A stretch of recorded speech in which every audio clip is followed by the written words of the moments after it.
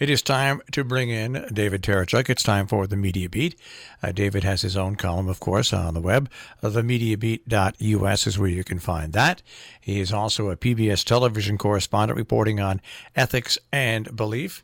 And he has the courage to join us every Friday morning here on Robin Hood Radio and talk about the media and things in the media in general. Good morning, David. Good morning. I'm happy to be reporting into you from the media capital of the world, New York City, as usual. Unlike many of my media colleagues who seem to have decamped entirely to Miami this week. I can't think why. You know, it's funny. Today, my meteorologist asked me, he said, I don't know why, but I stayed up to 11 o'clock, and I stopped him. I said, you're a fool. I said, because... a 2-hour debate with that many people. I did look online this morning to see how much time each person got. Joe Biden had about 12 minutes. Kamala Harris had about 11 minutes. Bernie Sanders had just under 11 minutes. This is in 2 hours. Those are the top ones. Okay, everybody else had between 2.5 and 9 minutes. Now, you can tell... Well, that's what you get when you have a crowded field. It was the same the previous night. We do, after all, have 20 reasonably serious candidates. And television's way, of course, the network television's way of doing these things is, of course, turn them into a kind of a sports event with all those terrible sort of Greco-Roman columns suggested in the design. And... inevitably, yes. I mean, the time is going to get divided up between 20, and probably not very fairly. But then, when did fairness have anything to do with it? And you can't really call it. You and I both know it's not really a debate. Or clarity, or clarity, and it's certainly not. It's certainly not a debate when you get to this situation. Absolutely. And so I say to people, listen, I know who I support now. And I know who I'll support after this is all over, after everybody's knocked to the side. And yes, do I like to see true debates? Absolutely. Do I like to see debates one-on-one that are truly, truly debates? Absolutely. But you just don't see them that much anymore because everything's turned into a Roman spectacular. It's ridiculous. I don't know. So I didn't watch it. The winnowing process has to take place somehow, and this is the television aspect of it. I guess it's an important one still. Television still is the medium through which most people get their information, upon which they make their political and electoral decisions. So I'm, for the next couple of months, maybe more. This is going to be the tone in which, and the forum in which that process is most obviously undertaken. It's a shame, I think. It would be good. It would be nice if it was some other more civilized way of doing it, and another way that contributed to clarity, to light more than heat. But so far, it's not been made available to us, has it? No, and the questions that are asked at these early events, it used to be candidates would stumble into mistakes themselves and show them to be, and make the mistakes themselves. But now moderators have so many got-you questions. When you have so many people out there, instead of actually asking, like poor Gerald Ford, when they asked him about what was Poland, and he stumbled into that mistake himself. You hate to see these setup questions, which are put there to put candidate against candidate specifically, and they're not. And there's no way candidates can follow up with one another on any of these questions when you have 10 people on the stage. You can't even do it when you have 4 people on the stage. Talk about bumbling into your own mistakes. Yeah. There was one particular moment last night with Joe Biden where he did something unheard of compared with all the other candidates. He decided, being in a very defensive posture, he decided actually to take the time limit voluntarily. He said, oops, my time is up, I better stop. Yeah. Not a single one of the other 19 candidates over the 2 nights ever did that. Everybody had to be reined in by the moderators for overrunning. So yeah, it's I think it's a sign that people are really in trouble when they find themselves opting for their own exit. And of course, Biden was the one who probably suffered most in the course of last night's event. But I mean, that was predictable. He is, after all, the presumed front runner. And polls show that he is the front runner, the early front runner, and of course he's going to be the target. So last night's event was a lot more combative than the first one. Not quite as noisy overall, but actually less sort of personal. I mean, it was more personally combative than the previous night had been, and we've got another example of the Biden vulnerability. Inevitable in someone who's A, as old as he is, and B, has been in Washington since the early 1990s. So, and of course in other ways before that. There is a process at work here, and the front runner is the one that everybody else has to go for, some more than others, and we'll see that battle increase as the weeks and months go on. All right. Well, and what should be really have capitalized on what's going on over in Osaka, Japan, where world leaders are getting together. And once again, my favorite person to quote Donald Trump at the very beginning of this event, laughing and joking, saying this to Vladimir Putin, laughing and joking as he's doing it: "Don't meddle in the election, please." It's just I mean, and there's so many other important things to talk about. I mean you've got China and the United States in this trade war, and despite people thinking that there's things put on the side and they're going to hold off, I mean this trade war is going to be one way or another affect the entire world economy. It's just plain simple, you know. Sure. Big issues, vast issues tend to get pushed out by hot current issues, hot current local issues. And, you know, America's a very big country, but still the election of its leader is still a local matter for us in our corner of the world. It's good that you can be expansive and global in your mindset, Marshall, but I don't think most of the media follows you. No, but then we can look back to yesterday. The Supreme Court made a couple of big decisions, and you know what? I'm an old progressive. I used to be a liberal, but I'm a progressive now. The older I get, the more liberal I get. But the rulings that came down from the Supreme Court did not disturb me or excite me in one way or the other.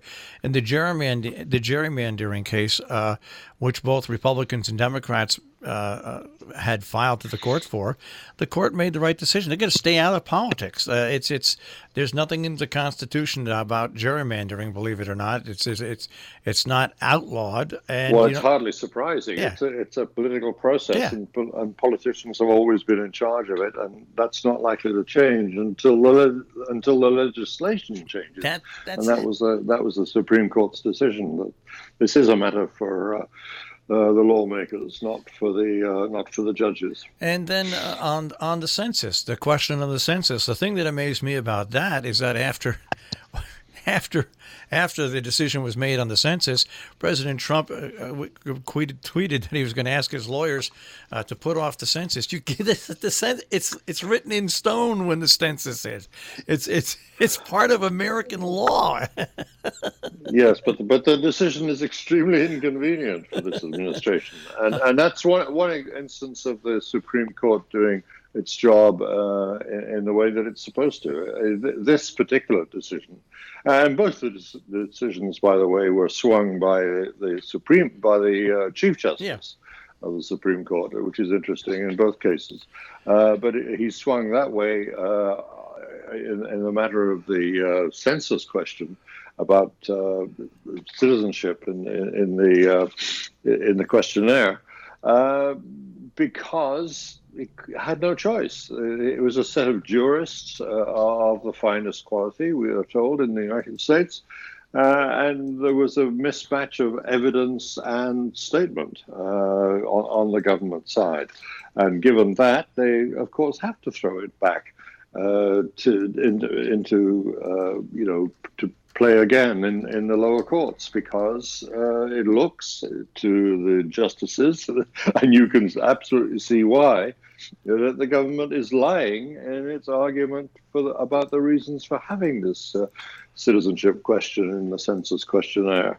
And when there's such a mismatch or such a lie going on, then of course they're going to have to say, go through this again. And that's what's going to happen. Meanwhile, the clock ticks towards, as you say, the carved in stone date for our every 10 years census, and it's going to have to happen. If Trump feels that he can put it off because of this political inconvenience that he's suffered, well, we'll see how that plays out. All right, and then we can go across the great ocean. What do you make of the election now of that's going on over there? I mean, with the reports last week that came out about the incident, with the police getting involved, is Boris Johnson really in trouble over there, or is he the one that's going to take the reins and then eventually face an election? Well, Britain's next prime minister is almost certain to be Boris Johnson, or Bojo, as our friend Jill calls him. And many people in Britain do too, led by the most popular newspaper in the country, The Sun. That was a little contraction that I think they were the first one to come up with in print anyway. But yeah, Bojo for PM. That looks almost a foregone conclusion now. His contender is Jeremy Hunt, and Jeremy Hunt is an old style, sort of the British equivalent of a Rockefeller Republican, old style Conservative Party gentleman, and I think that's just not what the Tory party wants at the moment, and it's the Tory party members who will be making this decision, the members in the country, not just the members in Parliament. Not very many of them, about 180,000 at most, I would say. And I have a very strong feeling that, and polls are bearing that feeling out, that the Tory party just wants someone who can appear, at least, to be clawing votes back from the extreme right, the extreme Brexiteers. And I'm saying that as two different categories, but in many ways that they overlap completely. Many of the hardline Brexiteers, people who want to be out of Europe, are also very right-wing too. Some of them have that peculiar tinge of neo-Nazi about them. Some of them, and that is a tenor of the right in Britain at the moment. The Brexit issue, ever since it came up in the referendum of 2016, or to be decided at least in the referendum of 2016, has basically been about English prejudice, and I say English, not British Isles as a whole, but English prejudice against foreigners. Very old feature of the British political landscape, and that's what's been determining the way things have gone. And Boris Johnson is far from being above appealing to those low base instincts. And I believe that the party members are some of them taking a very cynical choice and saying, well, here's our man for appealing to the lowest common denominator. And that's what we're going to need if we want to defeat the extreme right.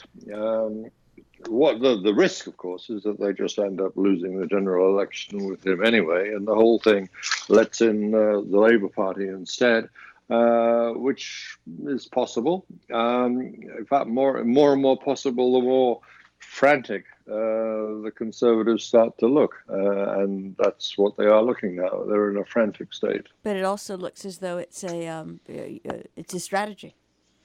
It's a perfectly effective strategy, and this is you don't have to be there. Or what is sort of interesting is, and I imagine you have to cover it this way just because, although if I ruled the world, we would totally do it differently.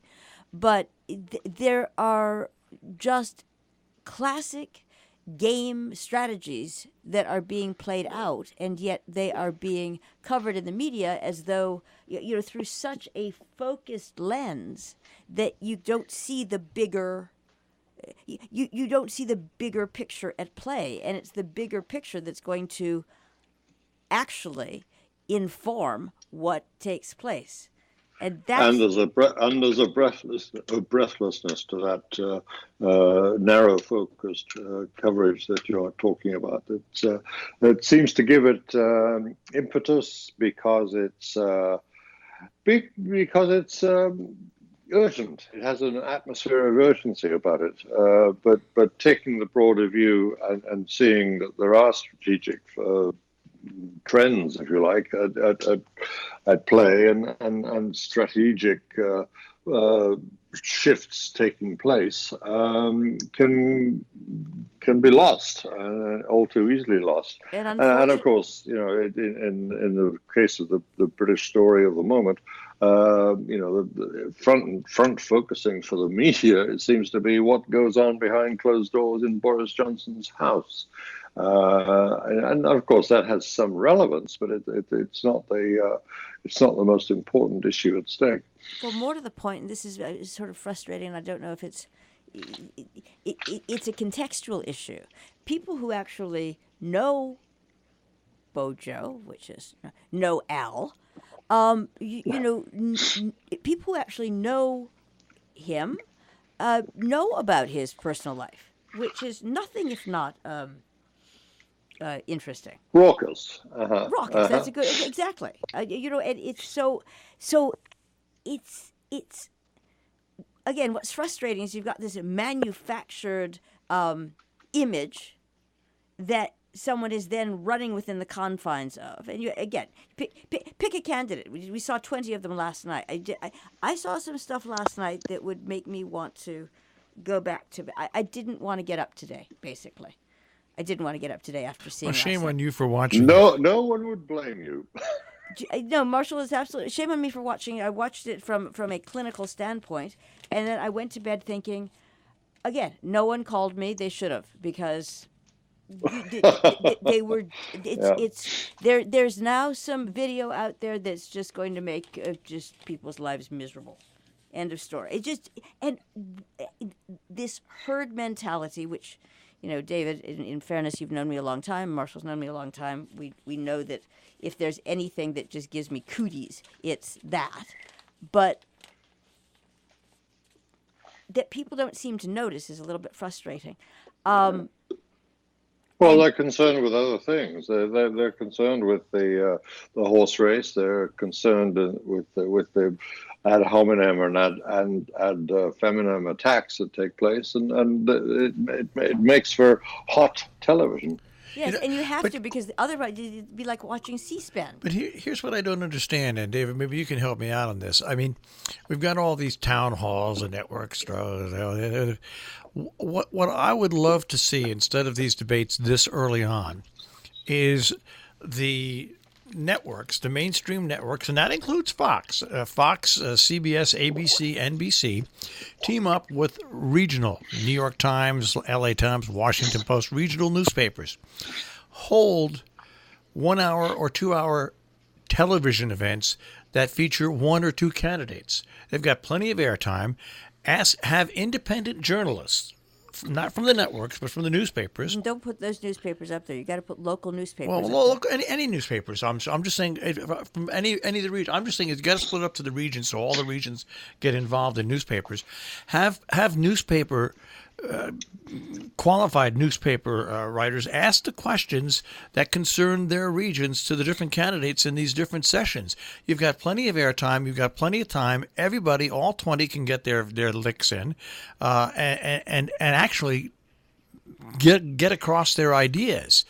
and whittle it down that way. That's what I just don't understand. That would be as beneficial, because you know why they're doing these debates this way, because the news cycle's down, and news watching on TV and listening on radio, by the way, is down. So they're trying to get. Well, you know what? You can do it by having these. You've got 4 networks, and you've got 20 candidates. 5 if you count Fox. Yeah, Fox. sure. Uh-huh. I mean, there's plenty of time out there to do these with all these 24-hour networks, so people can actually hear the candidates speak on issues that revolve in different areas. But the well, there issue are is they different don't want kinds of that. formats you could take, but what we've seemed to have gotten ourselves locked into is, as I say, this sort of Greco-Roman sports arena approach to it. It doesn't have to be that way. Someone was, in fact, I came up with one idea myself and found myself talking to someone who had exactly the same idea. So what if you just change the setting, for instance? You could have those same 10 people around a table in a library setting with no audience, but a good authoritative moderator at the one end of the table. And you'd have a completely different kind of exchange of ideas. And it might even be possible to get a clearer set of people's positions and the range of choices available to us come out of a process like that, where the white-hot heat of competition isn't necessarily the one that the media format itself is actively encouraging. You know, I saw one this morning. I saw one commentary on the debate, and one of they mentioned disparaging things about every candidate, but the one about Bernie Sanders was, I couldn't believe it.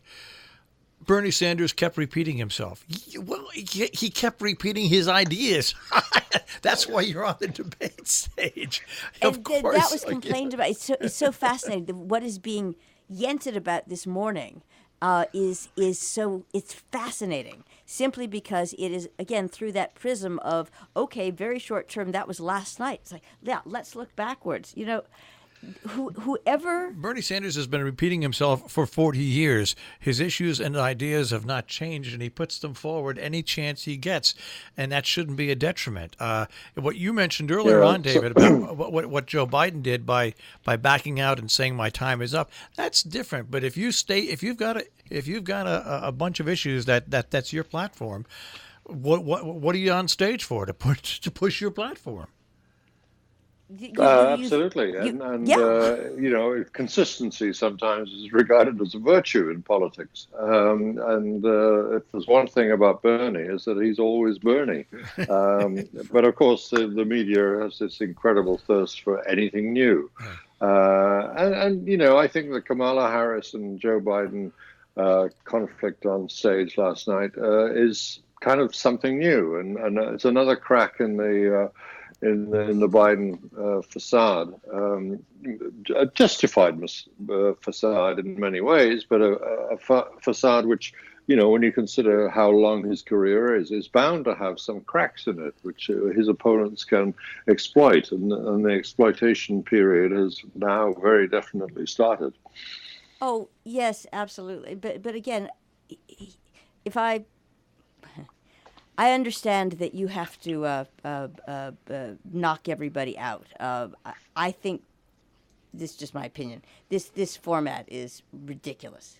And it reminds me of 1990, was it 2 or 6, when I will probably get into some sort of trouble here.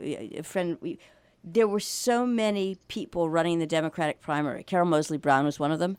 Does anyone remember? There were just so many people on the stage, the camera couldn't, your wide-angle lens couldn't. Well, a crowded field is never an edifying spectacle, and if you want a dignified process, and I think, you know, many voters do, we need to rethink how we do this, and our ideas this morning are all interesting ones that I hope will go into somebody's brain pan consideration pot. You say consideration pot, I say brain pan, and Marshall says we're out of time. Is that possible? Yes, we are out of time. All right. Well, one quick thing. Check out the Vladimir Putin interview with the Financial Times. Good idea. It's been long in the making, that interview. They've negotiated over that for several weeks, and it's a very interesting outcome. All right. Thank you very much, David Tereshchuk, the Media Beat. Thank you.